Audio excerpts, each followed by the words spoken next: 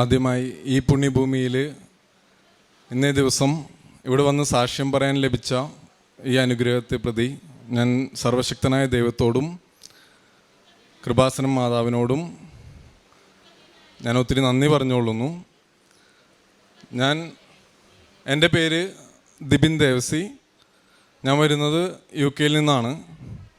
എൻ്റെ നാട്ടിലെ സ്ഥലം കാലടി, എടനാട്, ഇടവകയാണ്.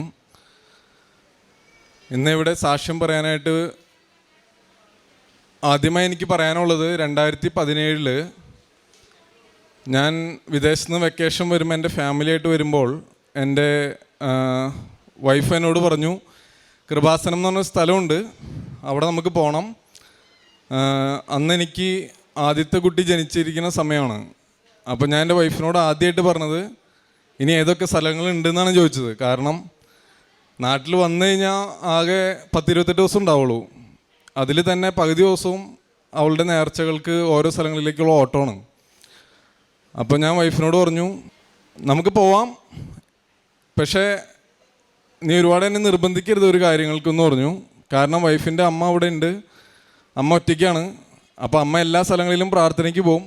അപ്പോൾ ഞാൻ വൈഫിനോട് പറയും, അമ്മ ഒറ്റയ്ക്കാണ്, അമ്മയ്ക്ക് ഇഷ്ടം പോലെ സമയമുണ്ട്, അമ്മയ്ക്ക് പ്രാർത്ഥനകൾക്കായിട്ട് ഓരോ സ്ഥലങ്ങളിൽ പോകാൻ പറ്റും, പ്രാർത്ഥിക്കാൻ പറ്റും. പക്ഷെ നമുക്ക് അതേപോലെ അല്ലല്ലോ. അതിനനുസരിച്ച് നീ അമ്മയുടെ വർത്തമാനം കേട്ട് നമ്മൾ വെക്കേഷൻ വരുമ്പോൾ ഓരോ സ്ഥലങ്ങളിലേക്കും എന്നെയും കൂടി അതിലേക്ക് കൊണ്ടുപോകരുതെന്ന് പറയും. പക്ഷെ അങ്ങനെ 2017 ഇവിടെ വന്നു. ആ സമയത്ത് ആദ്യമായിട്ട് ഞാൻ ഈ ഭാഗത്തേക്ക് ആദ്യമായിട്ടായിരുന്നു വന്നത്. അപ്പോൾ ആദ്യമായിട്ട് വരുമ്പോൾ തന്നെ അവിടെ അച്ഛൻ ക്ലാസ് എടുത്തുകൊണ്ടിരിക്കേണ്ടായിരുന്നു. കുറച്ചു നേരം കേട്ടു. എനിക്ക് അച്ഛൻ്റെ സംഭാഷണ ശൈലിയും കാര്യങ്ങളൊന്നും അത്രയ്ക്കും ഇഷ്ടപ്പെട്ടില്ല. കാരണം ഇഷ്ടപ്പെടാതെയാണല്ലോ ഞാൻ വന്നത്. അതിനുശേഷം ഇവിടെ വന്നിരുന്നു. അപ്പോൾ ഞാൻ വൈഫിനോട് പറഞ്ഞു, നീ പെട്ടെന്ന് കാര്യങ്ങളൊക്കെ തീർത്ത് പ്രാർത്ഥിക്കാനുണ്ടെങ്കിൽ വേഗം പ്രാർത്ഥിച്ചിട്ട് വരണം. ഞാൻ എന്നിട്ട് അവസാനം ആ മൂലയ്ക്ക് അവിടെ ചെയറിലിരിക്കായിരുന്നു. ഇതിന് ശേഷം ഞങ്ങൾ വെക്കേഷൻ കഴിഞ്ഞ് തിരിച്ചു പോയപ്പോൾ ഞാൻ വൈഫിനോട് അത്ര ഹാപ്പി ആയിരുന്നില്ല. ഇതിന് ശേഷം 2019 വെക്കേഷൻ വന്നപ്പോഴും ഞാൻ വന്നു. അന്ന് എൻ്റെ കൂടെ രണ്ടാമത്തെ കുട്ടിയുണ്ട്. 2020 ഞാൻ വിദേശത്തായിരുന്നല്ലോ എന്ന് പറഞ്ഞല്ലോ. അപ്പോൾ 2019 വരുമ്പോൾ രണ്ടാമത്തെ കുട്ടിയും ജനിച്ചു. വേറെ കോംപ്ലിക്കേഷൻസ് ഒന്നുമില്ല. പക്ഷേ മൂന്നാമത്തെ കുട്ടി ജനിക്കുമ്പോൾ എൻ്റെ ആഗ്രഹം, എൻ്റെ ജോലി എന്ന് പറയുന്നത് ആദ്യത്തെ ഒരു 7 വർഷം ഞാൻ ദുബായ് ആൻഡ് അബുദാബി ആയിരുന്നു. അപ്പോൾ അവിടെ ഒരു ഹോട്ടലിൽ ആണ് വർക്ക് ചെയ്തത്. അപ്പോൾ അവിടെ നിന്ന് പിന്നെ ഒരു എയർലൈനിലേക്ക് ക്യാബിൻ ക്രൂ ഇൻചാർജായിട്ട് മാറി, അതിലേക്ക് ജോലിക്ക് കയറി. അപ്പോൾ ഇതിലൊക്കെ ലൈഫ് എന്ന് പറയുന്നത് എപ്പോഴും ഒരു അടിച്ചുപൊളിയായിരുന്നു. അടിച്ചുപൊളി എന്ന് പറഞ്ഞാൽ തീരെ ഞാൻ പ്രാർത്ഥിക്കും, പള്ളിയിൽ പോകും, എല്ലാം ചെയ്യും. അങ്ങനെ തെറ്റായിട്ടുള്ളൊരു കാര്യങ്ങളും ചെയ്യുന്നില്ലെങ്കിൽ കൂടി നമ്മൾ ഈ അമ്മമാരുടെ പ്രാർത്ഥനയുടെ ആ ഒരു നമ്മൾ ആ സമയത്തൊന്നും ഒരു അപ്പനായിട്ടില്ല, അത്രയും മെച്യൂർഡായിട്ടില്ല. അപ്പോൾ അത്രയും ഓരോരുത്തരും കണ്ണീരൊഴുക്കി പ്രാർത്ഥിക്കുമ്പോഴും അതിൻ്റെ ആ ഒരു വലിപ്പം എനിക്കറിയില്ലായിരുന്നു, അതിൻ്റെ ഒരു ആഴം അറിയില്ലായിരുന്നു.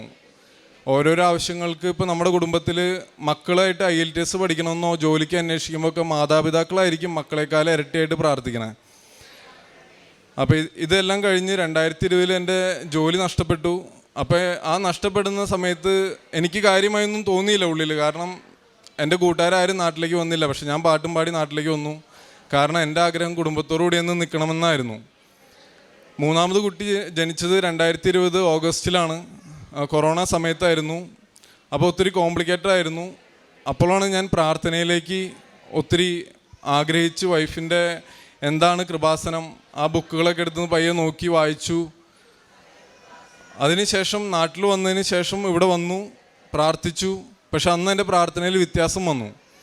അന്നിവിടെ വരുന്നത് എന്തിനാണെന്ന് എനിക്ക് മനസ്സിലാക്കാനുള്ളൊരു ആരംഭമായിരുന്നു അത്. പക്ഷെ വന്ന് 1 മാസം, 2ാമത്തെ മാസം തന്നെ വിദേശത്തേക്ക് പോകാനുള്ള അടുത്ത വഴികൾ നോക്കി വെച്ചിരുന്നു. 2022 ആദ്യം വൈഫും തൊട്ടുപുറകെ ഞാനും വിദേശത്തേക്ക് പോകുന്നു. അവിടെ ചെന്ന് ജോലി അന്വേഷിക്കുന്നു. പെട്ടെന്ന് ജോലി കിട്ടുന്നു. അപ്പോഴൊക്കെ എന്നിലുള്ള ഞാൻ എന്ന ഭാവം, ഓവർ കോൺഫിഡൻസ്, അത് എന്നിൽ വർദ്ധിക്കാൻ തുടങ്ങി. കാരണം എവിടെ ജോലി അപ്ലൈ ചെയ്താലും എനിക്കത് കിട്ടാൻ തുടങ്ങി. എനിക്കങ്ങനെ ജോലിക്കൊരു ബുദ്ധിമുട്ടുണ്ടായിരുന്നില്ലെങ്കിലും അവിടെ ഗ്രേറ്റ് ഓർമണ്ട് സ്ട്രീറ്റ് എന്ന് പറഞ്ഞാൽ വേൾഡിൽ തന്നെ ബെസ്റ്റ് ഹോസ്പിറ്റലിൽ ഒന്നായ ഹോസ്പിറ്റലിൽ എനിക്ക് എക്സ്പീരിയൻസ് ഉള്ളതുകൊണ്ടും അത്യാവശ്യം ഇംഗ്ലീഷ് ഹാൻഡിൽ ചെയ്യാൻ സാധിക്കണ കാരണം എനിക്ക് അവിടെ തന്നെയാണ് ആദ്യമായിട്ട് ജോലി കിട്ടിയത്. അപ്പോൾ അവിടെ ജോലി കിട്ടി, അവിടെ ജോലി ചെയ്യുമ്പോഴാണ് ഞാൻ ഈ യാഥാർത്ഥ്യങ്ങൾ മനസ്സിലാക്കാൻ തുടങ്ങിയത്. കാരണം അത്രയും നാൾ ഹോസ്പിറ്റലിൽ വർക്ക് ചെയ്തുള്ള എയർലൈനിലും ഹോട്ടലിലുമാണ് വർക്ക് ചെയ്തിട്ടുള്ളത്. അന്നാണ് പ്രാർത്ഥനയിലേക്ക് ശരിക്കും ഓരോ കുട്ടികളും അനുഭവിക്കണ ഓരോരോ ബുദ്ധിമുട്ടുകൾ, അവരുടെ രോഗങ്ങൾ, ഇതെല്ലാം കണ്ടപ്പോഴാണ് ഇതിൻ്റെ വലിപ്പം, യാഥാർത്ഥ്യ ജീവിതം എന്താണെന്നും യാഥാർത്ഥ്യം എന്താണെന്നും എനിക്ക് മനസ്സിലായത്. ഈ ഗ്രേറ്റ് ഓർമണ്ട് സ്ട്രീറ്റിൽ വരുന്ന പിള്ളേരെന്ന് പറയുന്നത് ഈ വേൾഡിൽ തന്നെ ഏറ്റവും കോംപ്ലിക്കേറ്റഡ് ആയിട്ടുള്ള രോഗങ്ങളായിരിക്കും ആ ഹോസ്പിറ്റലിൽ അഡ്മിഷൻ എടുക്കുക. അപ്പോൾ അതിൽ ഇൻറ്റേർണൽ ഓർഗൻസ് ഇല്ലാത്ത പിള്ളേരുണ്ടാവും, അല്ലെങ്കിൽ ക്യാൻസർ സംബന്ധമായ അസുഖങ്ങളുള്ള പിള്ളേരുണ്ടാവും. അങ്ങനെ ഒത്തിരി ബുദ്ധിമുട്ടുകളിൽ കടന്നു പോകണമാണ്. പക്ഷെ അവർക്ക് പൈസയുണ്ട്. ഇൻ്റർനാഷണൽ പേഷ്യൻസ് വാർഡ് എന്ന് പറഞ്ഞാൽ വലിയ വലിയ ഷേഖുമാരുടെയും വലിയ വലിയ കോടീശ്വരന്മാരുടെ കുട്ടികളൊക്കെ ആയിരിക്കും അവിടെ പേയ്മെൻറ്റ് കൊടുത്ത് അവർ ചികിത്സിക്കുക. അപ്പോൾ അന്ന് എനിക്കൊരു കാര്യം മനസ്സിലായി, ഒരു കാലത്ത് പൈസയാണ് എല്ലാം, അല്ലെങ്കിൽ പൈസ ഉണ്ടെങ്കിലാണ്, ഇന്നും നമ്മൾ വിശ്വസിക്കുന്നത് പൈസ ഉണ്ടെങ്കിലേ കാര്യങ്ങൾ നടക്കുകയുള്ളൂ, പൈസ വേണം. പക്ഷെ ആ ഒരു ഹോസ്പിറ്റലിലെ റൂമിൽ അവരെല്ലാം പൈസക്കാരാണ്, പക്ഷെ അവരുടെ ഉള്ള ഒരു പിഞ്ചോമന എന്ന് പറയണത് അവർക്ക് ആറ്റുനോറ്റിരുന്ന് കിട്ടിയതായിരിക്കും. പക്ഷേ ആ കുട്ടികളിൽ നിന്ന് എടുത്ത് താലോലിക്കാനോ അവരുടെ കൂടെ ഓടിക്കളിക്കാനോ മാതാപിതാക്കൾക്ക് സാധിക്കാത്തൊരവസ്ഥ എന്നെ ഒത്തിരിയധികം ചിന്തിപ്പിച്ചു. ഇനി അങ്ങോട്ട് മുന്നോട്ടാണ് ഈ ഹെൽത്ത് കെയറിൽ തന്നെ ജോലി ചെയ്യണമെന്നും ഒരാഗ്രഹം എന്നിൽ വന്നു. ഇതിന് ശേഷം ഈ സാക്ഷ്യം പറയണ മെയിൻ സാക്ഷ്യങ്ങൾ എന്തെന്ന് ചോദിച്ചാൽ, ഇതിന് ശേഷം ഒരു ദിവസം എൻ്റെ കുട്ടിക്ക്, രണ്ടാമത്തെ കുട്ടിക്ക് 40 ഡിഗ്രി പനി. അന്നേ ദിവസമാണ് എൻ്റെ ചേച്ചി മിഡ്ലാൻഡ്സിൽ, മാഞ്ചസ്റ്ററിൽ നിന്നും എൻ്റെ വീട്ടിലേക്ക് ലണ്ടനിലേക്ക് ജസ്റ്റ് ഒരു വിസിറ്റിന് വരാണ്. 2 വർഷത്തെ എൻ്റെ ചേച്ചി എന്നെ കാണാൻ വന്നതാണ് ഒറ്റയ്ക്ക്. അതും എൻ്റെ ചേച്ചി ഒത്തിരി ദൈവത്തിൽ ആശ്രയിക്കുന്ന, പ്രാർത്ഥിക്കുന്ന, മുടങ്ങാതെ കുർബാന കാണാൻ ശ്രമിക്കുന്ന ഒരു വ്യക്തിയാണ്. എൻ്റെ ചേച്ചി എന്നെ കാണാൻ വന്ന ദിവസം രാത്രി 8:30 വരെ ഞങ്ങൾ കുക്ക് ചെയ്യണു, സംസാരിക്കണു, എല്ലാം ചെയ്തെങ്കിലും രാത്രി ഒരു 9 മണിയായപ്പോൾ എൻ്റെ കുട്ടിക്ക് 40 ഡിഗ്രി പനി. ആ പനി പിടിച്ച് അവനെയും കൊണ്ട് ഞങ്ങൾ ANEയിലേക്ക് ഓടിച്ചെന്നു. അവിടെ ഒരു ഹോൾ നൈറ്റ് വെയിറ്റ് ചെയ്തു. ഡോക്ടർ പറഞ്ഞു നമുക്ക് കിഡ്നി ഒന്ന് ടെസ്റ്റ് ചെയ്യണം. അതിനുശേഷം എന്നെ വീട്ടിലേക്ക് കാൽപോളും ന്യൂറോഫിനും മാറി മാറി തരും അവിടെ. അതെല്ലാം കൊടുത്തിട്ടും പനി കുറയുള്ള, തോളത്ത് കിടക്കാണ്, ഇവിടെ എല്ലാം ചുട്ടുപൊള്ളാണ്. അപ്പോൾ കൃപാസനത്തിൽ വന്നെങ്കിലും കൃപാസനത്തിൽ എൻ്റെ വൈഫ് പറയും, ദിബിനൊന്ന് ഉടമ്പടി എടുത്തു നോക്ക്, എടുക്കാൻ പാടില്ലേ. അപ്പോൾ എനിക്ക് അവളുടെ ഏത് നേരവും പ്രാർത്ഥനയും കാര്യങ്ങളും കാണുമ്പോൾ അവളോട് ഞാൻ പറയും, താൻ പാതി ദൈവം പാതി. നമ്മൾ 6 നിയോഗം എഴുതിയിട്ട് ഇനിയും ദൈവം തരും, ഈ 6 നിയോഗങ്ങളൊന്നും കരുതി പ്രയത്നിക്കാതിരുന്നിട്ട് കാര്യമില്ല. അപ്പോൾ ഞാൻ വൈഫിനെ എപ്പോഴും ഉപദേശമാണ്, നീ ഇത്രയും സമയം സ്പെൻഡ് ചെയ്യണത് നീ പ്രവർത്തിക്കാനായിട്ട് ഉപയോഗിക്കുക, ഇതായിരുന്നു. അപ്പോൾ ഈ പനി എന്തായാലും കുറയണില്ല. പനി കുറയാതെ വന്ന സമയത്ത് ഞാനപ്പോൾ തമാശയ്ക്ക് പറഞ്ഞു, ഇത് ഞാൻ മുട്ടുകുത്താൻ വേണ്ടിയിട്ടാണ്, ദൈവത്തിലേക്ക് അടുക്കാൻ വേണ്ടിയിട്ടായിരിക്കും, മാതാവിലേക്ക് അടുക്കാൻ വേണ്ടിയിട്ടായിരിക്കും. അറിവില്ലായ്മ കൊണ്ടാണെങ്കിലും അറിഞ്ഞാണെങ്കിലും ഞാൻ പലതും പറഞ്ഞതാണല്ലോ. ഞാൻ എന്നിട്ട് ഈ പനി മാറുന്നില്ല, എൻ്റെ സിസ്റ്റർ തിരിച്ചു പോയി. അപ്പോൾ ഒരു ദൈവനിയോഗം എന്ന പോലെ ചേച്ചി ആ ദിവസം അവിടെ വരാനും എനിക്കൊരു സപ്പോർട്ടായിരുന്നു. ചേച്ചി പറഞ്ഞ കാരണമാണ് ഹോസ്പിറ്റലിൽ പോയതും. ഇതിന് ശേഷം എൻ്റെ വൈഫ് ജോലിക്ക് പോയേക്കണു.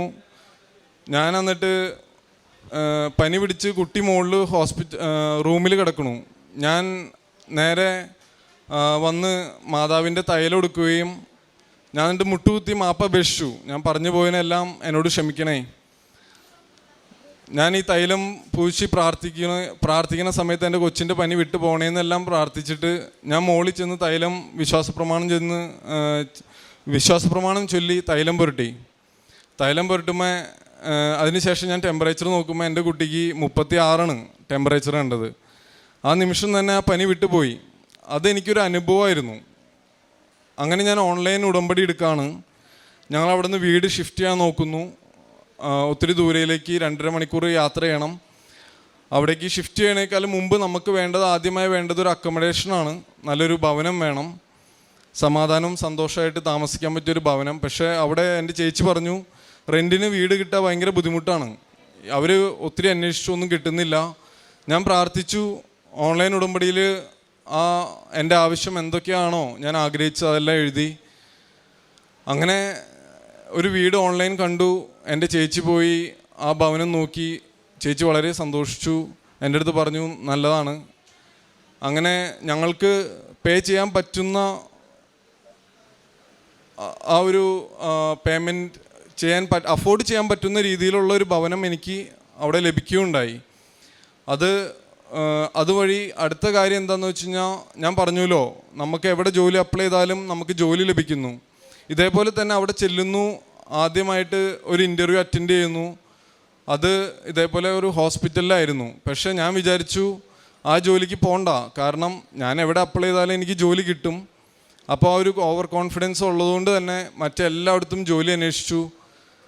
അവസാനം ജോലി എങ്ങും വേറെ റെഡി ആയില്ല. അപ്പോൾ ഈ ജോലി എങ്ങും റെഡി ആവാത്തത് കൊണ്ട് തന്നെ തൊട്ടടുത്തുള്ളൊരു ഫാക്ടറിയിൽ ഞാൻ ജോലിക്ക് പോയി.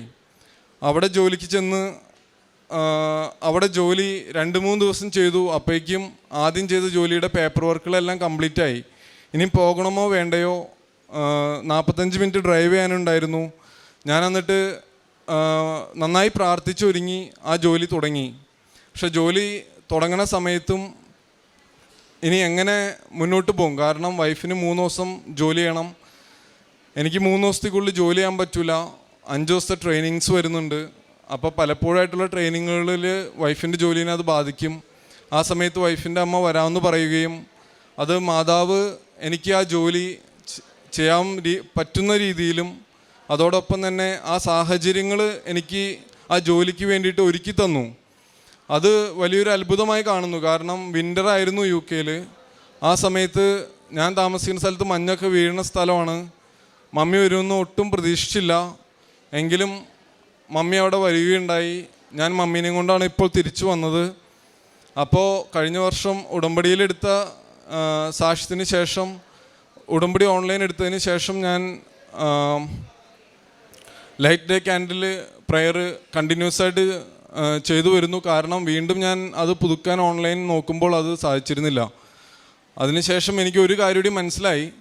നമ്മൾ വെറുതെ ഇരുന്നിട്ട് ഓൺലൈനിൽ ഉടമ്പടി എന്നാൽ ഓൺലൈൻ ചെയ്തേക്കാം എന്ന് കരുതി വെറുതെ നമ്മൾ ഓൺലൈനിൽ 6 നിയമങ്ങൾ ടൈപ്പ് ചെയ്ത് സബ്മിറ്റ് ചെയ്താൽ സബ്മിറ്റ് ആവില്ല എന്ന് എനിക്ക് മനസ്സിലായി. എപ്പോഴൊക്കെയാണോ ലൈറ്റ് ഡേ ക്യാൻഡിൽ പ്രെയറും ഒരു പ്രാവശ്യം ഓൺലൈൻ ഉടമ്പടി എടുത്തിട്ടുള്ളെങ്കിൽ കൂടിയും അതെടുക്കണ സമയത്ത് നന്നായിട്ട് പ്രാർത്ഥിച്ച് കുമ്പസാരിച്ച് ഒരുങ്ങിയിട്ടല്ലാതെ എനിക്കത് എടുക്കാൻ സാധിച്ചിട്ടുണ്ടായിരുന്നില്ല.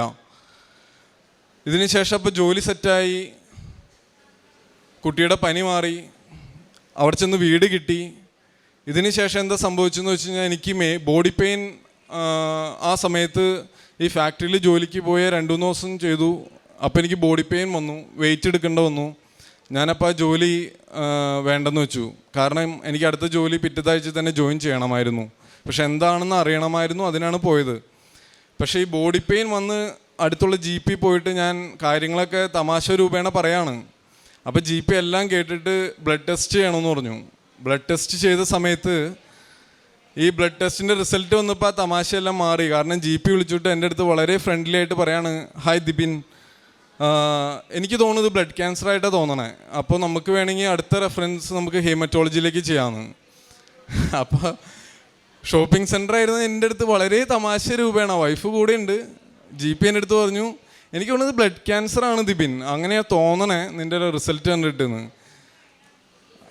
ആ സമയത്ത് എനിക്ക് പെട്ടെന്ന് അത് ഉൾക്കൊള്ളാൻ സാധിച്ചില്ല. കാരണം നമ്മളിവിടെ വരുമ്പോഴും എവിടെ പോകുമ്പോഴും നമ്മൾ കേട്ടിട്ടുണ്ട് മറ്റൊരാൾക്ക് ആക്സിഡൻ്റ് ഉണ്ടായി, മറ്റൊരാൾക്ക് ബ്ലഡ് ക്യാൻസർ വന്നു, മറ്റൊരാൾക്ക് അത് സംഭവിച്ചു, ഇത് സംഭവിച്ചു, ബുദ്ധിമുട്ടുകളാണ്. അപ്പോഴൊക്കെ ചിലപ്പോൾ ചിലർ പറയായിരിക്കും പ്രാർത്ഥിക്കാം. പക്ഷേ ഇത് അവനവന് വരുമ്പോഴാണ് ഇതിൻ്റെ ഒരു ഡെപ്ത്, ഇത് എത്രത്തോളം ആഴത്തിലുള്ള കേസുകളാണെന്ന് മനസ്സിലാവണത്. ഇതിനിപ്പോൾ ഒരു ക്യാൻസർ വന്നം എന്ന് കേൾക്കണമെന്നില്ല, ഒരു തലവേദന ആയിക്കോട്ടെ, വന്നവനാണ് അതിൻ്റെ ബുദ്ധിമുട്ട് അറിയുള്ളൂ അല്ലേ. അപ്പോൾ ഞാൻ ആ നിമിഷം അത് പെട്ടെന്ന് ഉൾക്കൊണ്ടില്ലെങ്കിലും വീട്ടിൽ ചെന്ന് അതൊരു ആഴ്ച എടുത്തു എനിക്കൊന്ന്. കാരണം 2-3 വീക്സോളം ഉണ്ട് എനിക്ക് അടുത്ത അപ്പോയിൻമെൻറ്റ്. ഞാനത് വൈഫിനോട് പറഞ്ഞു. പക്ഷെ അവൾ പ്രാർത്ഥിക്കണോണ്ടും എപ്പോഴും ഈ പ്രാർത്ഥിക്കണോണ്ടാണോന്നും അറിയില്ല, അവളോട് എന്തെങ്കിലും പറഞ്ഞാൽ അവൾ പെട്ടെന്ന് അങ്ങനെ കരയണതോ അങ്ങനെ തകരണതായിട്ട് ഞാൻ കണ്ടിട്ടില്ല. കരയാണെങ്കിൽ എൻ്റെ മുമ്പിൽ കരയില്ല, മാതാവിനോടെ കരയുള്ളൂ, മാതാവിൻ്റെ അടുത്ത് പ്രാർത്ഥിച്ചിട്ടേ കരയുള്ളൂ. അങ്ങനെ ശരി ഞാൻ സമ്മതിച്ചു, ഓക്കെ ഇതാണ് ദൈവത്തിൻ്റെ ഹിതങ്ങി നടക്കട്ടെ, കാരണം എനിക്കിതൊന്നും ചെയ്യാനില്ലല്ലോ. അപ്പോൾ നമുക്ക് ഇതിൻ്റെ ട്രീറ്റ്മെൻറ്റോ കാര്യങ്ങളോ അങ്ങനെയാണെന്ന് വെച്ച് കഴിഞ്ഞാൽ മുന്നോട്ട് പോകാം. അപ്പോൾ എനിക്കറിയാം എൻ്റെ ഒരു ആൻറ്റിക്ക് ഇത് വന്ന് ഇതല്ല വന്നതാണ്, പക്ഷേ ഇതേപോലെ ഒരു അസുഖം വന്നിട്ട് വളരെ കോൺഫിഡൻറ്റോടുകൂടി ആൻറ്റി എൻ്റെ അടുത്ത് പറഞ്ഞു, ദിബിനെ ഇതെല്ലാം ദൈവത്തിൻ്റെ കയ്യിലാണ്. അപ്പോൾ ഞാനും വിചാരിച്ചു, ദൈവം, എൻ്റെ അമ്മ എപ്പോഴും പറയും, ദൈവം അറിയാതെയും അനുവദിക്കാതെയും നിൻ്റെ ജീവിതത്തിൽ ഒന്നും സംഭവിക്കില്ല എന്ന്. അപ്പോൾ ഈ കഴിഞ്ഞ 1.5 വർഷമായിട്ട് എന്നും എൻ്റെ മനസ്സിൽ ഇതിങ്ങനെ വന്നുകൊണ്ടിരിക്കും, ദൈവം അറിയാതെയും അനുവദിക്കാതെയും നിൻ്റെ ജീവിതത്തിൽ ഒന്നും തന്നെ സംഭവിക്കില്ല. ഇത് എപ്പോഴും നമ്മളിങ്ങനെ ഇത് 1.5 വർഷമായിട്ട് എൻ്റെ ഉള്ളിലിങ്ങനെ എപ്പോഴും ഞാൻ പറഞ്ഞുകൊണ്ടിരിക്കുന്ന ഒരു കാര്യമാണ്. അങ്ങനെ ഇതിൻ്റെ റിസൾട്ട് വന്നു. ഞാൻ ഹെമറ്റോളജിയിൽ ഡോക്ടറെ കാണാൻ പോയി. അവിടെ ചെന്നിരുന്നപ്പോഴാണ് എനിക്ക് അതിൻ്റെ കുറച്ചുകൂടി ആഴം മനസ്സിലായത്. എല്ലാവരും ഒരു 55 വയസ്സിന് മേലെ പ്രായമുള്ളവരാണ്, മിക്കവർക്കും മുടിയൊന്നുമില്ല. അപ്പോൾ തൊട്ടവിടെ ഒരു വിഗിൻ്റെ കടയുണ്ട്. അപ്പോഴാണ് ഞാൻ ശരിക്കും പറഞ്ഞാൽ പിള്ളേരെ കുറിച്ചും അതിൻ്റെ ഒരു റിയാലിറ്റിയിലേക്ക് കടന്നോ, ദൈവമേ ഒരു ചാൻസ് പ്ലീസ്, അങ്ങനെ ചിന്തിച്ചത്. പക്ഷെ ഡോക്ടറെ കണ്ടു. ഡോക്ടർ പറഞ്ഞു, നമുക്ക് ബ്ലഡ് ടെസ്റ്റ് ഇപ്പോൾ തന്നെ ചെയ്യണം, നീ സ്പെഷ്യൽ പാത്ത് വേ കൂടെ വന്നുകൊണ്ടാണ് നിനക്ക് പെട്ടെന്ന് നിനക്ക് കാണാൻ സാധിച്ചത്. അന്ന് നമുക്കിതിൻ്റെ പെട്ടെന്ന് തന്നെ ഇതിൻ്റെ റിസൾട്ട് നോക്കിയിട്ട് ഒരു തീരുമാനം പറയാമെന്ന് പറഞ്ഞു. ഞാൻ എല്ലാ കാര്യവും വളരെ ഓപ്പണായിട്ട് ഡോക്ടറോട് പറഞ്ഞു. ഡോക്ടർ ബ്ലഡ് ടെസ്റ്റുകളെല്ലാം നടത്തി. അത് കഴിഞ്ഞ് വീണ്ടും 1 വീക്ക് 2 വീക്സോളം എടുത്തു എൻ്റെ റിസൾട്ട് വരാൻ. അപ്പോൾ റിസൾട്ടിൽ പറയണത് എന്താണെന്ന് വെച്ച് കഴിഞ്ഞാൽ ഡോക്ടർ സൈൻ ഓഫ് ചെയ്തു. എന്നിട്ട് പറഞ്ഞു, നമുക്ക് വൈറ്റമിൻ ഡി അല്ലെങ്കിൽ അത്തരത്തിലുള്ള ഒരു ടെസ്റ്റുകൾ കൂടി നടത്താം, നിനക്ക് ക്യാൻസറിൻ്റേതായിട്ടുള്ള ഒരു ലക്ഷണങ്ങളും അല്ലെങ്കിൽ അതിൻ്റേതായിട്ട് സ്ഥിരീകരിക്കാവുന്ന ഒരു കാരണങ്ങളും ഇല്ല എന്നാണ് അതിൽ പറയണത്. അപ്പോൾ അത് ആ സമയത്ത് അറിയാലോ, എല്ലാവരെ പോലെ കൂടെ നമ്മൾ ദൈവത്തോട് ഏറ്റവും കൂടുതൽ ചേരണ സമയമാണ് നമുക്ക് ബുദ്ധിമുട്ടുകൾ വരുമ്പോൾ. ആ ബുദ്ധിമുട്ടുകളുടെ കാലം കഴിയുമ്പോൾ നമ്മൾ വീണ്ടും കംഫർട്ട് സോണിലേക്ക് പോകും, പിന്നെ പേരിന് മാത്രമായി മാറും. അപ്പോൾ എൻ്റെ ഈ സാക്ഷ്യത്തിൽ എനിക്ക് തോന്നുന്നു ഏറ്റവും വലിയൊരു സാക്ഷ്യമാണ് അത്. കാരണം അതിലൂടെ കടന്നു പോയവർക്കറിയാം അതിൻ്റെ വലിപ്പം എത്രമാത്രമാണെന്ന്. ഇതിന് ശേഷം അതല്ലെന്ന് സ്ഥിരീകരിച്ചു. അപ്പോൾ എൻ്റെ ഞാൻ കാറിനെ കുറിച്ച് പറഞ്ഞിരുന്നില്ല. അപ്പോൾ കാറ് എനിക്ക് മാറ്റണമെന്നുണ്ടായിരുന്നു എൻ്റെ കാറ്. അപ്പോൾ ഈ കാറെന്ന് പറയുന്നത് ഒരു 20 ഇയേഴ്സോളം പഴക്കമുള്ള ഒരു കാറാണ്. എങ്കിലും നല്ല കാറാണെങ്കിലും അതിൻ്റെ ഓട്ടോമാറ്റിക് ആയതുകൊണ്ട് തന്നെ ആ ഗിയറുകളുടെ ഷിഫ്റ്റിങ്ങും കാര്യങ്ങളെല്ലാം പ്രോപ്പറായിട്ട് മാറുന്നുണ്ടായിരുന്നില്ല. അപ്പോൾ ഞാൻ മനസ്സിൽ പറഞ്ഞു, ഓൺലൈൻ ഈ ലൈറ്റ് ഡേ ക്യാൻഡിലിൽ ഞാൻ മെൻഷൻ ചെയ്തിരുന്നു, എനിക്ക് നല്ലൊരു കാറ് വേണം മാതാവേ. പക്ഷേ എൻ്റെ ഇപ്പോൾ ഉള്ള വണ്ടി എനിക്ക് മറ്റൊരാൾക്ക് കൊടുക്കാൻ എനിക്ക് മനസ്സ് വരുന്നില്ല, മറ്റൊരാൾ ഉപയോഗിക്കണമെന്നും ഞാൻ ആഗ്രഹിക്കുന്നില്ല. കാരണം ചെറിയൊരു വണ്ടി, അത് പഴക്കം ചെന്ന വണ്ടി വാങ്ങിക്കുന്നത് തീർച്ചയായിട്ടും ഒരുപാട് സാലറിയോ അല്ലെങ്കിൽ അതിന് മാത്രം സാമ്പത്തികമുള്ള ഒരാളായിരിക്കില്ല. പക്ഷെ ആ വണ്ടി മനസ്സറിഞ്ഞ് എനിക്കൊരാളും വാങ്ങിക്കണമെന്ന് ആഗ്രഹിക്കാത്തതുകൊണ്ട് ഞാൻ മാതാവിനോട് പറഞ്ഞു, ഇതിന് ഒരു വഴി നീ കാട്ടി തന്നെ ഈ വണ്ടിയൊന്നും മാറ്റാൻ. ഞാൻ ഡ്യൂട്ടിക്ക് പോകായിരുന്നു. ഒരു സിഗ്നലിൻ്റെ നടുക്ക് എത്തിക്കഴിഞ്ഞപ്പോൾ പെട്ടെന്ന് റൈറ്റിൽ നിന്ന് ഒരു കാറ് വന്ന് ഒറ്റയിടി. അന്ന് വരെ ആക്സിഡൻ്റ് എന്താണെന്ന് ഞാൻ കണ്ടിട്ടില്ല, പക്ഷെ കേട്ടിട്ടുണ്ട്. അതിൻ്റെ വലിപ്പം അറിയില്ലായിരുന്നു. ആ പിന്നീടുണ്ടായ 1/2 മണിക്കൂർ ഞാൻ അവിടെ ഇരുന്ന് ഉരുകായിരുന്നു. പക്ഷെ ഞാൻ അവിടെ പറഞ്ഞൊരു കാര്യം, അവിടെ ആക്സിഡൻറ്റുകൾ സംഭവിക്കുമ്പോൾ നമ്മൾ പോലീസിനെ വിളിക്കുകയോ അവിടെ സഹായിക്കാൻ റോട്ടിലൂടെ ആൾക്കാർ വന്ന് സഹായിക്കുകയോ അല്ല, നമ്മൾ ഇൻഷുറൻസിനെ നേരിട്ട് വിളിക്കുകയാണ് ചെയ്യണേ. ഞാൻ പറഞ്ഞു, എൻ്റെ മാതാവേ, എനിക്ക് എൻ്റെ കാര്യങ്ങളെല്ലാം നടത്തി തന്നെ സംഭവിച്ചു. ആ ഇടിച്ച ആൾ വന്ന് ഡോറ് നോക്ക് ചെയ്തിട്ട് തുറക്കാൻ പറ്റുന്നില്ല. അപ്പുറത്തെ സൈഡിൽ വന്ന് എനിക്ക് എഴുതി തന്നിട്ട് എൻ്റെ അടുത്ത് പറഞ്ഞു, നീ ഇൻഷുറൻസിന് വിളിച്ചാൽ മതി. അവിടുന്ന് അങ്ങോട്ടുള്ള എല്ലാ കാര്യങ്ങളും 3-ാമത്തെ ദിവസം എനിക്ക് എൻ്റെ കാറിൻ്റെ പേയ്മെൻറ്റ് കിട്ടി. ഞാൻ അറിയാവുന്ന എൻ്റെ കൂട്ടുകാരോട് പറഞ്ഞു, എൻ്റെ ആ കാറിന് കിട്ടാവുന്നതിനേക്കാളും കൂടുതൽ മാർക്കറ്റ് വാല്യൂ അവിടെ കിട്ടി. അങ്ങനെ ഞാനും എൻ്റെ വൈഫും മനസ്സിൽ ഒട്ടും തന്നെ ചിന്തിക്കാത്ത ഒരു കാറ് ഓടിപ്പോയി വാങ്ങിക്കുകയും ആ ആക്സിഡൻറ്റ് വഴി കിട്ടിയത് ഏറ്റവും വലിയത് മാതാവിൻ്റെ സംരക്ഷണമാണ്. അത് ഞാൻ ഉറച്ചു വിശ്വസിക്കുന്നു. മാതാവിനോട് അല്ലെങ്കിൽ ഈശോനോട് നമ്മൾ മാതാവിനോട് ഉടമ്പടി, ലൈറ്റ് ഡേ ക്യാൻഡിൽ പ്രയർ, നിരന്തരമുള്ള പ്രാർത്ഥന, ഇതെല്ലാം വഴി ആണ് എനിക്ക് ആ സംരക്ഷണം കിട്ടിയതെന്ന് ഉറച്ച് വിശ്വസിക്കുന്നു. അതിനുശേഷം ഞാൻ പോയി വാങ്ങിച്ച കാറ് ഒരു ബ്ലൂ കളറായിരുന്നു. അപ്പം മമ്മി വീട്ടിലുണ്ടായിരുന്നു.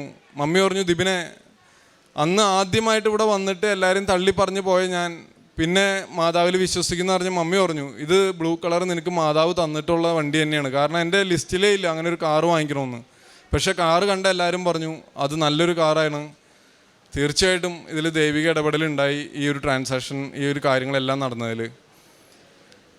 ഞാൻ പലരും ഇവിടെ വന്നിട്ട് ഇപ്പോൾ അവിടെ ഇവിടെയൊക്കെ നിൽക്കണം കണ്ടപ്പോൾ ഞാൻ മനസ്സിലാലോചിച്ചു, ദൈവമേ, ആരെങ്കിലും ഇവിടെ സ്വന്തം മക്കളുടെ കൂടെ ഒരു കൂട്ടിന് വന്നതായിട്ടോ, അല്ലെങ്കിൽ ജസ്റ്റ് കൃപാസനത്തിൽ എത്തിക്കാൻ വേണ്ടി കൂടെ വന്നതായിട്ടോ, അതല്ലെങ്കിൽ ഭാര്യ നിർബന്ധിച്ചു ഇവിടെ വന്നു, ഇവിടെ കണ്ടു, തിരിച്ചു പോയി.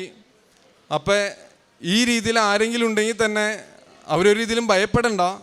കാരണം ഈ അച്ഛൻ, ഞാൻ ആദ്യമായ ദിവസം ഇവിടെ വന്നപ്പോൾ അച്ഛൻ്റെ ഈ ഇവിടുത്തെ സാക്ഷ്യങ്ങളിലും അച്ഛൻ സംസാരിക്കുന്നതിലൊക്കെ ഒരു കാര്യം പറയുന്നുണ്ട്, ഒരു ദൈവവിളി ഇല്ലാതെ ഒരിക്കലും ഒരാൾക്കും ഈ പുണ്യഭൂമിയിൽ കാല് ചവിട്ടാൻ സാധിക്കില്ല എന്ന്. അപ്പോൾ അത് എൻ്റെ ഒരു സാക്ഷ്യം വഴി ഞാനത് വീണ്ടും പറയാണ്. നിങ്ങൾ എവിടെ ഉറങ്ങിക്കിടന്നാലും ഈ പുണ്യഭൂമിയിൽ എത്ര സംശയിച്ച് കാല് ചവിട്ടിയാലും പൈസയും ആരോഗ്യവും ഉള്ളപ്പോൾ ഇവിടെ വന്ന് കാഴ്ചക്കാരനെ പോലെ എല്ലാം കണ്ട് കാഴ്ചക്കാരനെ പോലെ തിരിച്ചു പോയാൽ പോലും പേടിക്കണ്ട. ഇവിടെ വന്നിട്ടുണ്ടെങ്കിൽ അവിടെ മാതാവ് നിങ്ങളെ സ്നേഹിക്കുന്നുണ്ട്. അവിടെ ഈശോൻ്റെയും തിരുരക്തത്തിൻ്റെയും വിശുദ്ധ കുരിശിൻ്റെയും ഒരു സംരക്ഷണം നിങ്ങളിലുണ്ട്. അത് തീർച്ചയായിട്ടും എൻ്റെ ഈ സാക്ഷ്യത്തിലൂടെ ഇവിടെ നിന്ന് എനിക്കിത് പറയാൻ സാധിക്കും. പിന്നെ ഇന്നിവിടെ സാക്ഷ്യം പറയാൻ വന്നപ്പോൾ തന്നെ എനിക്കൊരു ഡൗട്ട് ഉണ്ടായിരുന്നു, എനിക്ക് സാക്ഷ്യം പറയാൻ പറ്റുമോ ഇല്ലയോ എന്ന്. സിസ്റ്ററിനും ഒരു ചെറിയ ഡൗട്ട് തുടക്കത്തിലുണ്ടായി. പക്ഷേ ഞാൻ ഇവിടെ സാക്ഷ്യം പറയണമെന്നുള്ളതും ഇവിടെ ഈ അൾത്താരയിൽ ഞാൻ മൈക്ക് പിടിച്ച് നിൽക്കും എന്നുള്ളതും എനിക്ക് ഉറപ്പായിരുന്നു. കാരണം ഞാനിവിടെ ഈ സാക്ഷ്യം പറയും. ഞാൻ ഈ ലൈഫിലൂടെ എല്ലാം ഇവിടെ വന്നിട്ടുള്ള അനുഭവങ്ങളിലൂടെ കടന്നു പോയപ്പോൾ എനിക്ക് മനസ്സിലായി, എന്നെ ഇതിലൂടെ എല്ലാം ദൈവം നടത്തിക്കൊണ്ട് പോയത് മാതാവിൻ്റെ ഒരു പ്രത്യേക ദൈവത്തിൻ്റെ പദ്ധതിയാണ്. കാരണം ഇവിടെ ഇന്ന് മയക്കം പിടിച്ച് ഈ നിമിഷം ഇവിടെ നിൽക്കണം എന്നുള്ളതിന് ഒരു പ്രത്യേക പദ്ധതി ഉണ്ട്. അത് ഞാൻ ഉറച്ച് വിശ്വസിക്കുന്നു. കാരണം ഇന്നിവിടെ വരുമ്പോൾ വിദേശത്തു നിന്ന് തന്നെ ഓസ്ട്രേലിയയിൽ നിന്നുള്ള എൻ്റെ കൂട്ടുകാരനായിട്ട് വന്നതാണ്. അപ്പോൾ അവനും ഇതേപോലെ 2-3 ദിവസം കൂടി നാട്ടിലുള്ളൂ, ഞാനും 2-3 ദിവസം കൂടി ഉള്ളൂ. അപ്പോൾ അവൻ്റെ അടുത്ത് ഞാൻ പറഞ്ഞു, ഞാൻ നിന്നെ വിളിക്കണത് കൃപാസനം എന്ന് പറഞ്ഞ സ്ഥലത്തേക്ക് പോകാനാണ്. നീ ഒരു ദിവസം എടുത്തോളൂ, ആലോചിച്ചോളൂ. പക്ഷെ മനസ്സില്ലാതെ ഞാൻ വിളിച്ചതിൻ്റെ പേരിൽ നീ വണ്ടി എടുത്ത് വെറുതെ എൻ്റെ കൂടെ ഒരു കമ്പനിക്ക് വേണ്ടി വരണ്ട. കാരണം ഇവിടെ എന്താണ് നടക്കണമെന്നും ഇവിടുത്തെ സിസ്റ്റം എന്താണെന്നും എല്ലാം നന്നായി എനിക്ക് മനസ്സിലായി. ആദ്യം ഇവിടെ വന്ന് ഒന്നും ഇഷ്ടപ്പെടാതെ അന്നാ ഫേസ്ബുക്കിൽ വഴിയും യൂട്യൂബ് വഴിയും ഷെയർ ചെയ്തോളൂ എന്ന് എപ്പോഴും അച്ഛൻ പറയുമ്പോഴും അല്ലെങ്കിൽ ആരെങ്കിലും പറയുമ്പോൾ ഞാൻ ചിന്തിക്കും, എത്രയോ നല്ല പരിപാടിയാണ്. കാരണം ഈ ഷെയറിങ് കൂട്ടാനും കണ്ടൻറ് ക്രിയേഷനും പൈസ ഉണ്ടാക്കാനും വേണ്ടിയിട്ടാണോന്ന് അന്ന് തുടക്കകാലത്ത് ഞാൻ സംശയിച്ചു പോയി. എന്നെപ്പോലെ ഒത്തിരി യൂത്തായിട്ടുള്ള ഒത്തിരി പേര് ഇങ്ങനെ ചിന്തിക്കുന്നവരുണ്ടെന്ന് എനിക്ക് ഉറപ്പാണ്. കാരണം 4 പേര് കൂടുന്നിടത്ത് ഒരിടയ്ക്ക് കൃപാസനത്തെക്കുറിച്ച് കുറ്റം പറയായിരുന്നു. അപ്പോൾ ആരെങ്കിലും പറയാണ്, കൃപാസനത്തിൽ തന്നെ പോകണമെന്നില്ല, ഇതേപോലെ എന്തോരം സ്ഥലങ്ങളുണ്ട്, ചെകുത്താൻ വരെ അത്ഭുതങ്ങൾ പ്രവർത്തിക്കും. അപ്പം ഞാനും പറയും, ശരിയാ, ചെകുത്താനും വരെ അത്ഭുതങ്ങൾ പ്രവർത്തിക്കും, അതിന് കൃപാസനത്തിൽ ഇപ്പോൾ അത്ഭുതങ്ങൾ നടക്കുന്നത് ഇതുകൊണ്ടായിരിക്കണമെന്നില്ലല്ലോ എന്നെല്ലാം പറഞ്ഞ് ഞാനും സപ്പോർട്ട് ചെയ്യായിരുന്നു. പക്ഷേ പിന്നീട് എനിക്ക് മനസ്സിലായി, ചിലപ്പോൾ എൻ്റെ അപ്പച്ചൻ പറഞ്ഞിട്ടുണ്ട്, നിനക്ക് പിള്ളേരുണ്ടാവുമ്പോഴാണ് ആ പിള്ളേർ വഴി ഓരോ കാര്യങ്ങൾ നമുക്ക് മനസ്സിലാവുള്ളൂ എന്നുള്ളത്. അപ്പോൾ പ്രായത്തിൻ്റെ ഒരു പ്രശ്നം എവിടെയൊക്കെയോ ഉണ്ട് നമ്മളിൽ. പിന്നെ നാടെന്ന് പറയുന്നത് ഒരു കംഫർട്ട് സോണാണ്.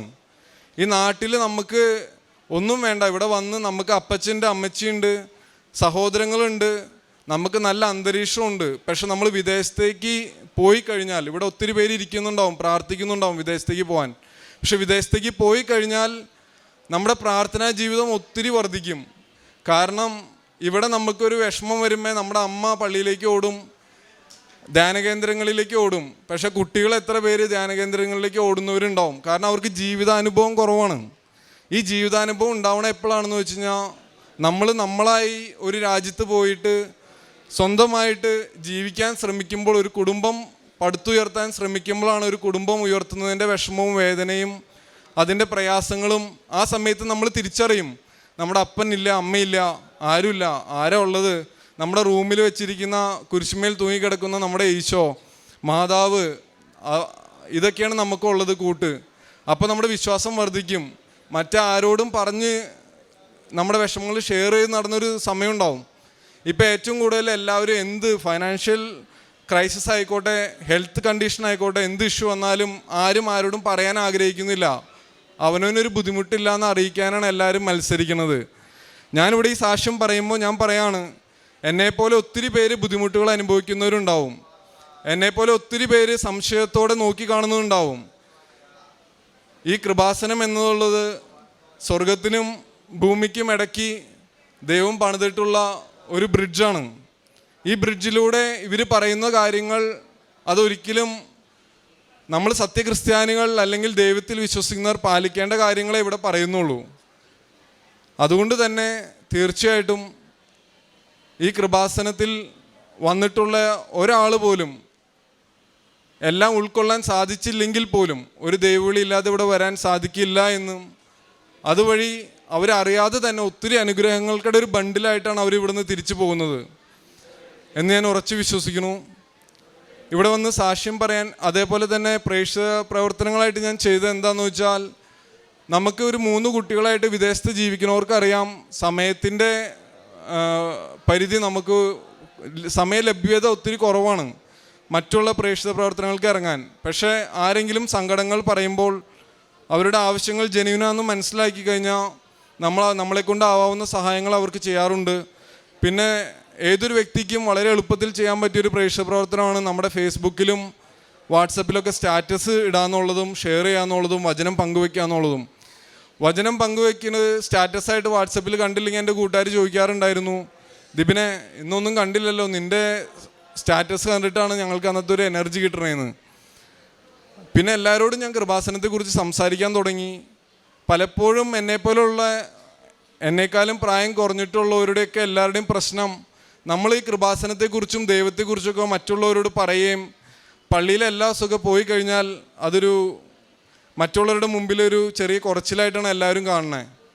പക്ഷേ സത്യത്തിൽ പറഞ്ഞാൽ നമ്മുടെ ഓരോരുത്തരുടെയും ജീവിതത്തിൽ ഓരോ അവസ്ഥകൾ വരുമ്പോഴാണ് ഇതിൻ്റെ ആഴം മനസ്സിലാക്കണേ. ആദ്യമേ പള്ളി പോകുമ്പോൾ എന്താണ് കുർബാന എന്നും കുർബാനയിൽ എത്രത്തോളം അതിന് ഡീപ്പായിട്ട് പങ്കെടുക്കണമെന്നും മനസ്സിലാക്കാൻ സാധിക്കാത്തൊരു കാലഘട്ടം എൻ്റെ ജീവിതത്തിലുണ്ടായിരുന്നു.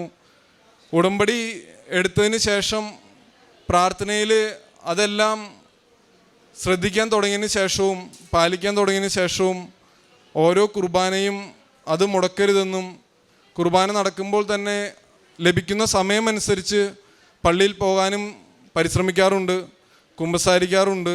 ഇത്രയേറെ അനുഗ്രഹങ്ങൾ തന്ന കൃപാസന മാതാവിനും അതോടൊപ്പം തന്നെ സർവശക്തനായ ദൈവത്തിനും 1000 നന്ദി. ഒരു കാര്യം പറയാൻ ഞാൻ വിട്ടുപോയി.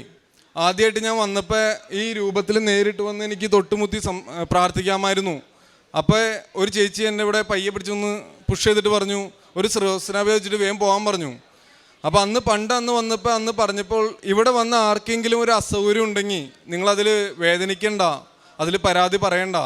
കാരണം ഇത്രയേറെ ജനങ്ങളെ ഇവർ അനുദിനം നിയന്ത്രിക്കുന്നതിൻ്റെ ഭാഗമായിട്ട് ഇവർക്കുള്ളിലൊരു സ്ട്രെസ് ഉണ്ടാവും. അതിൻ്റെ ഒരു ഭാഗമായി കണ്ടാൽ മാത്രം മതി. കാരണം അത് പറയാൻ കാരണം അന്ന് ഞാൻ ഒത്തിരി മിസ്അണ്ടർസ്റ്റാൻഡ് ചെയ്തു. പുറപ്പാടിൻ്റെ പുസ്തകം 25-ാം അധ്യായം 22-ാം തിരുവചനത്തിൽ വാഗ്ദാന പേടകവും വഹിച്ച് കാഹളം മുഴക്കി ജനം മുന്നോട്ട് പോയി. 7-ാം ദിവസം 7 പ്രാവശ്യം ജെറിക്കോ കോട്ട വലം വയ്ക്കുമ്പോൾ ആ കനത്ത കോട്ട നിലം പൊത്തുകയാണ്. ജോഷുവയുടെ പുസ്തകം 6-ാം അധ്യായം 6 മുതലുള്ള തിരുവചനങ്ങളിൽ നമുക്കിത് കാണുവാൻ കഴിയും. ഇവിടെ ദൈവസാന്നിധ്യത്തിൻ്റെ കരുതലിൻ്റെ തണലിൽ താൻ വന്ന് നിന്നപ്പോൾ തനിക്ക് ആദ്യമൊന്നും മനസ്സിലായില്ല. എല്ലാറ്റിലും താനൊരു നെഗറ്റീവ് ഫീലിങ്സുമായിട്ട് ഇവിടുന്ന് പോയി എന്നാണ് ഡിബിൻ ദേവസി പറഞ്ഞു തുടങ്ങുന്നത്. ഒന്നിലും ഒരു സന്തോഷം തോന്നിയില്ല. എവിടെയും അസ്വസ്ഥതകളൊക്കെ ഫീൽ ചെയ്ത് കടന്നു പോകുന്ന മകൻ. തൻ്റെ വൈഫ് ഉടമ്പടി എടുത്തു.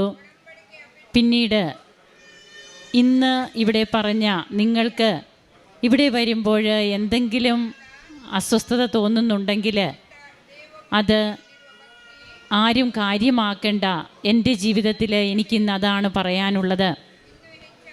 ഇത്രയും തിരക്കിനിടയിൽ ആരെങ്കിലും നമ്മോട് എന്തെങ്കിലും പറഞ്ഞാൽ അതിനൊക്കെ കൃപയുടെ വാക്കുകളായിട്ട് അത് നമ്മുടെ ജീവിതത്തിൽ മാറും. അത് തനിക്ക് അനുഭവപ്പെടുന്നു. തൻ്റെ ഓൺലൈൻ ഉടമ്പടി light a candle prayer request ഇതിൻ്റെ സാക്ഷ്യമാണ് ഡിബിൻ ഇവിടെ പങ്കുവയ്ക്കുക. തനിക്ക് കിട്ടിയ ജോലി പോയിട്ട് പിന്നീട് ജോലി ലഭിക്കുന്നതും വീട് ലഭിക്കുന്നു, വാടക വീട്, അതൊക്കെ കിട്ടാൻ ഒത്തിരിയേറെ റിസ്ക്കുള്ള സ്ഥലം, അവിടെ തനിക്ക് വാടക വീട് ലഭിക്കുന്നു.